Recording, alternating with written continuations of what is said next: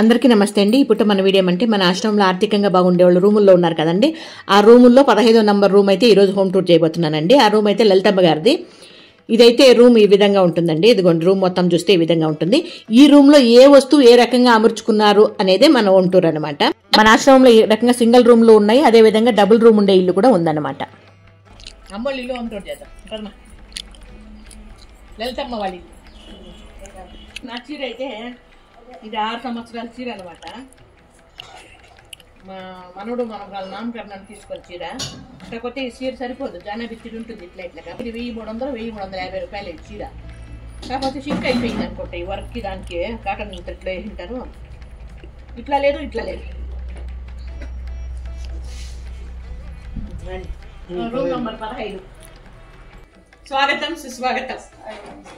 ఇందులోనే ఇది వంటగది. ఇక్కడ షింక్ ఉంటుంది, బండి ఉంటుంది, స్టవ్ ఉంటుంది అని. అంటే భోజనాలు వండుకుంటారా అంటే భోజనాలు వండుకుంటారు, అంతా అక్కడే తినేస్తారు. ఇక్కడ ఇంకేమైనా కావాలి, పాలు వచ్చి పెట్టుకుంటాము. ఇది దేవుడు రూమ్. ఇందులోనే ఇది దేవుడు రూమ్. ఇది కాదు, ఇది దేవుడు రూమ్. ఇక్కడ ఫ్రిడ్జ్ ఫ్రిడ్జ్.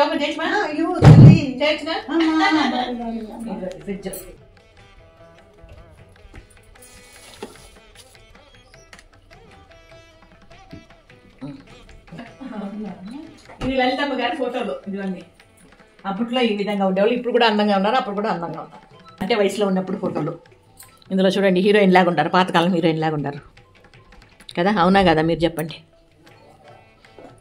ఇంకా ఇట్లా వస్తే ఇది బెడ్రూమ్. ఇదే చిన్న రూమ్ లో ఇది బెడ్రూమ్. ఇది రకంగా రేడియో,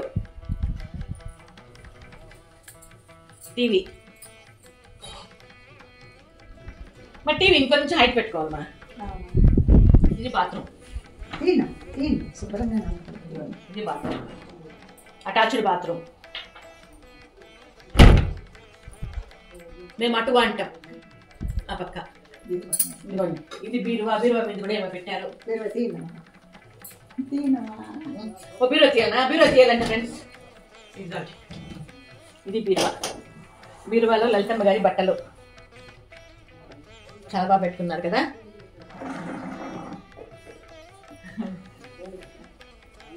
ఇక్కడ దేవుడు, మన ఏడుకొండల వాడు వెంకటరమణ స్వామి. ఇది ఇప్పుడు మన చిన్ని వీడియో మీద మీ అభిప్రాయం తెలియజేస్తూ, వీడియో నచ్చితే లైక్ చేయండి, షేర్ చేయండి, సబ్స్క్రైబ్ చేసుకోండి. ఓకేనా? Thank you. నమస్తే.